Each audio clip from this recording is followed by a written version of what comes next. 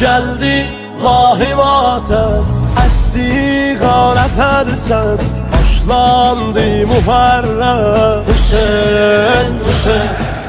Geldi mahi matem, esti qara pərçəm, başlandı Muharrem. Hüseyin, Hüseyin. Başlandı qoğa, geldi Şahı Əskanın yazı. Şiyenin kalbi yandı, çıktı erşe nevazı.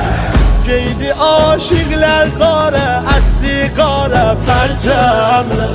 Herkesin derdi vardı, seslir qolsuz Abbas. Göz yaşlar olurlar, seslir hamı giyan.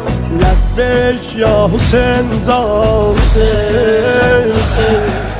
Geldi mahi matem, esti qara pərçəm, başlandı Muharrem. Hüseyin, Hüseyin. 11 ay gözler aşıklar gelsin mahi matem. Adıma canım kurban olsun ey fəxriyar.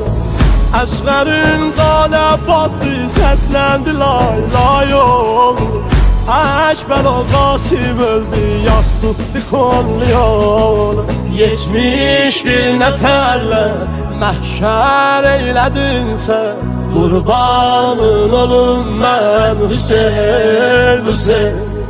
Gəldi mahi matem, esti qara pərçəm, başlandı Muharrem. Hüseyin, Hüseyin.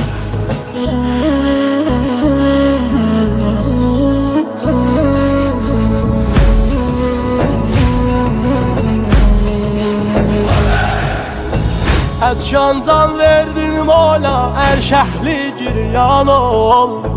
Düşdün torpaq üstə, Zəhramın qəlbi qan oldu. Dəydi oxlar, neyzələr axdı yerə saral. Kərbəlanın türbəti hər dərdə dərman oldu. Məqtəldə axır qan, oldun dilə qurban. Zeynəb baxdı giryan, Hüseyin, Hüseyin.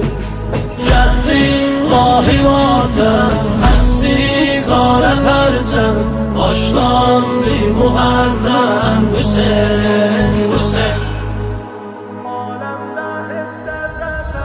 Alemde heç dərdə sənsiz mola dərman olma. Sen bizden üz döndərsən, müşkünlər asan olma. Eşkinlə doymaz qəlbim ey dünyanın sultanı. Sen tək mola, sen tək rəhbər, sen tək sultan olma. Ey Kur'an'ın atik, ey ruhi həqaid, ey Allah'a aşık Hüseyin. Gəldi mahi matem, esti qara pərçəm, başlandı Muharrem. Hüseyin, Hüseyin.